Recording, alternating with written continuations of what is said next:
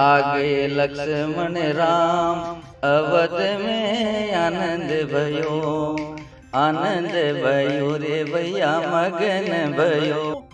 राजनीतिक भविष्यवाणी करने वाले पंडित जी तो 500 सालों से जो अपने पूर्वज जो थे वो एक उनकी आंखें थक गई थी और वो नज़ारा अपने इन आंखों से देखने से इससे बड़ी पोस्ट का स्क्रीनशॉट है और इसका लिंक भी हम ये चमत्कार नहीं कह सकते इसको।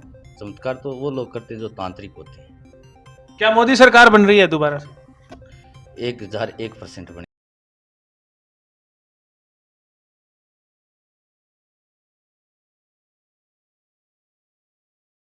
नमस्कार, राम राम। बागड़ी मीडिया देख रहे सभी दर्शकों का स्वागत है और आज मैं आपको मिलाने लाया हूं राजनीतिक भविष्यवाणी करने वाले पंडित जी मोहन जी उपाध्याय से, जिन्होंने एक ऐसी राजनीतिक भविष्यवाणी करके पूरे क्षेत्र में बवाल मचा दिया है जो एकदम सटीक बैठी है।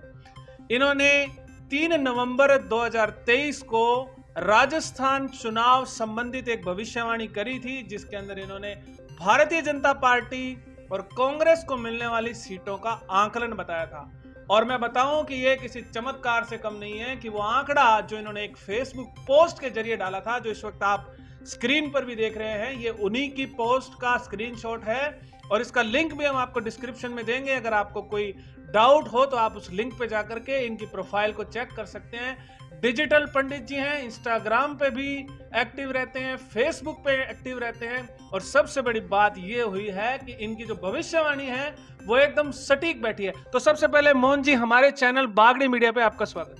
बहुत बहुत धन्यवाद। राम राम।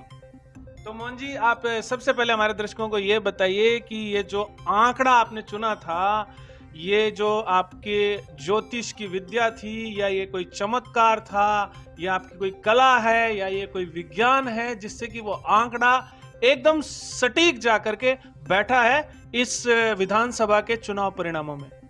देखिए, सबसे पहले तो मैं आपको ये बताता हूँ कि ज्योतिष एक विद्या है। ये चमत्कार नहीं कह सकते इसको। चमत्कार तो वो लोग करते हैं जो तांत्रिक होते हैं। ये एक विद्या है, इसके लिए बहुत मेहनत करनी पड़ती है, बहुत सी पुस्तकों को पढ़ना पड़ता है, उसके बाद में इस चीज़ पे अपने आते हैं।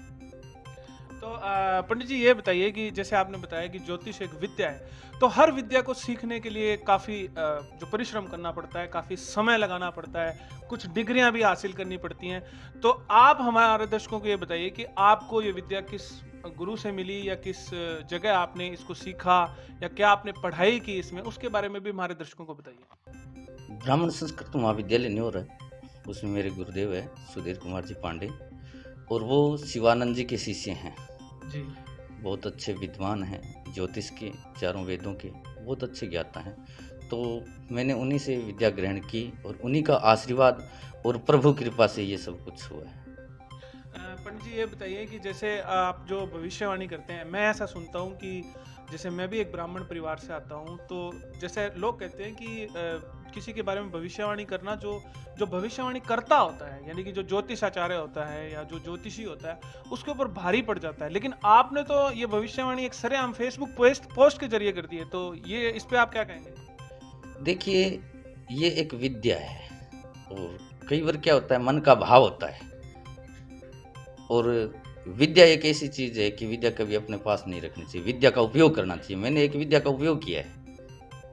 पंडित जी, जैसे लोग कहते हैं कि भारी पड़ती है, तो इस पे क्या कहेंगे आप? आपको इससे कोई मतलब आपको कुछ भय नहीं लगा कि मेरे पे भारी पड़ सकती है अगर मैं सटीक भविष्यवाणी करूं? नहीं, ऐसी कोई भारी पड़ने वाली बात नहीं है।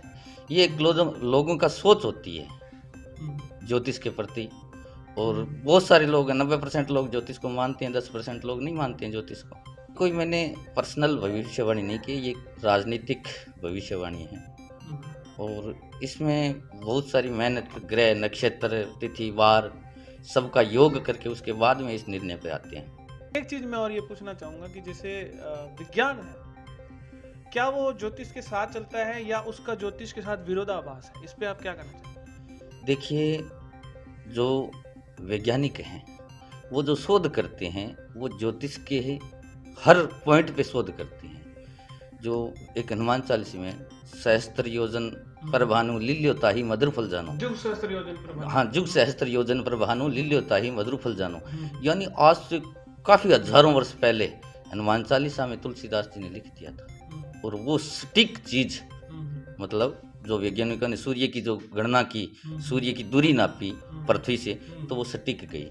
तो ज्योतिष के साथ में विज्ञान का कंपटीशन है, वेदों के साथ और ज्योतिष के साथ, यानी कंपटीशन है विज्ञान का। यानी इसको विज्ञान नहीं कह सकते, ज्योतिष एक विद्या है। तो पंडित जी ये बताइए कि जैसे अभी आगे भी जो चुनाव हैं, अभी मई या जून के अंदर लोकसभा के चुनाव होने वाले हैं हमारे पूरे देश में, तो इसके बारे में भी क्या कोई भविष्यवाणी आप आज करना चाहेंगे हमारे चैनल के माध्यम से? नहीं, अभी ऐसा कोई दिमाग में नहीं है कि मैं भविष्यवाणी करूं, और प्रभु कृपा और गुरु आशीर्वाद रहा तो जरूर अवश्य। फिर भी कोई एक अंदाजा यदि आपको भी हो तो? देखिए, इसमें अंदाजा करने वाली कोई बात नहीं है, श्योर लोगों को दिखाई दे रही है कि क्या मोदी सरकार बन रही है दोबारा से? 1001% बनेगी मोदी सरकार, और बड़े बहुमत से आएगी। जी। क्योंकि वो एक शिव भक्त है, भगवती का उपासक है। मोदी जी जब से, मतलब मैं लगभग 2005 से मतलब टीवी देखना शुरू किया था। 2005 में पहले मैंने पढ़ाई में और था, और ग्रामीण क्षेत्र में भी मैं रहा हूँ, तो इतना टीवी नहीं था। 2005 के बाद में मैं शहर में आया हूँ, तो उसके बाद में मोदी जी के बारे में सुनता गया हूँ। तो हर जगह हर व्यक्ति, मतलब एक इन्होंने धर्म के प्रति, सनातन धर्म के प्रति बहुत सारी मतलब उपलब्धियाँ मोदी जी के नाम है। तो इसी पंडित जी, जो राम मंदिर बन रहा है उसका कोई इफेक्ट पड़ेगा आने वाले चुनाव, लोकसभा में या जो और भी चुनाव भी बाकी हैं कुछ, उनमें कोई इफेक्ट पड़ेगा राम मंदिर जो बना है उसका? क्यों नहीं पड़ेगा, 101% पड़ेगा। जो राम को लाए हैं तो दुनिया उनको लाएगी। जो पंडित जी कुछ गुनगुनाते हैं आप, मैंने सुना है कि आप कुछ गाने के भी शौकीन हैं, तो सुनाइए राम मंदिर के बारे में क्या कहना चाहेंगे? कुछ गीत के माध्यम से आप कुछ बता रहे थे मुझे। देखिए, एक तुलसीदास जी का लिखा हुआ है जी। घरे आ गए लक्ष्मण राम, अवध में आनंद भयो रे भैया मगन भयो, आनंद भयो रे भैया मगन भयो। घरे आ गए लक्ष्मण राम, अवध में आनंद भयो। देखिए किस तरह का अयोध्या सज रही है जी। और अब अयोध्या में आनंद। पंडित जी, कितनी खुशी है आपको जो राम मंदिर बन रहा है अयोध्या में? जैसे मैं देख रहा हूँ कि ऐसा जो इस वक्त जो माहौल वहां पे बना है, इस वक्त जो इतना भव्य निर्माण हो रहा है, मतलब बहुत बड़े स्तर पे वहां पे अलग अलग चीजें बनाई जा रही, तो आपको कितनी पर्सनल खुशी, व्यक्तिगत खुशी कितनी है, बताइए उसको। देखिए, जो मेरे पर्सनल जो खुशी की आप बात कर रहे हो, तो मेरे पास में शब्द नहीं है कि मैं किन शब्दों से उनको मैं परिभाषित करूं, कि क्या परिभाषा दूं मैं, कि इससे बड़ी कोई खुशी हो ही नहीं सकती। जो 500 सालों से जो अपने पूर्वज जो थे वो इस विषय में मतलब एक उनकी आंखें थक गई थी, और वो नज़ारा अपने इन आंखों से देखने से इससे बढ़िया कोई हो ही नहीं सकता। तो ये पंडित जी थे हमारे साथ, जिनको मैं कह सकता हूँ कि राजनीतिक भविष्यवाणी करने वाले पंडित जी हैं, मोहन जी उपाध्याय। ये रहते हैं यहाँ पर सूरतगढ़ बाबा रामदेव मंदिर में, जो ये पदस्थापित हैं, वहाँ के ये पुजारी हैं, और इनका जो निवास स्थान है वो भी यहाँ से काफ़ी नज़दीक है। तो पंडित जी, क्या नगर पालिका चुनाव के बारे में भी भविष्यवाणी करेंगे? इसी साल चुनाव है।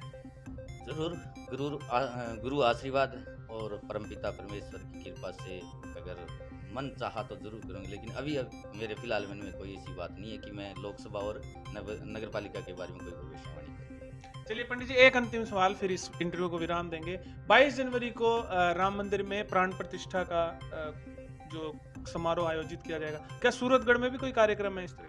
सूरतगढ़ में हर मंदिर में प्रोग्राम है, और हर सामाजिक संस्थाएं जो अपने अपने हिसाब से, मतलब एक दीपावली से भी बड़ा उत्सव मनाने की तैयारी अपने सूरतगढ़ शहर में चल रही है। चलिए, तो ये थे राजनीतिक भविष्यवाणी करने वाले पंडित जी, जिनके बारे में मैं पहले ही आपको बता चुका हूं, और आने वाले समय में फिर से जुड़ेंगे पंडित जी से, पूछेंगे कि लोकसभा का चुनाव नजदीक है, भविष्यवाणी करिए।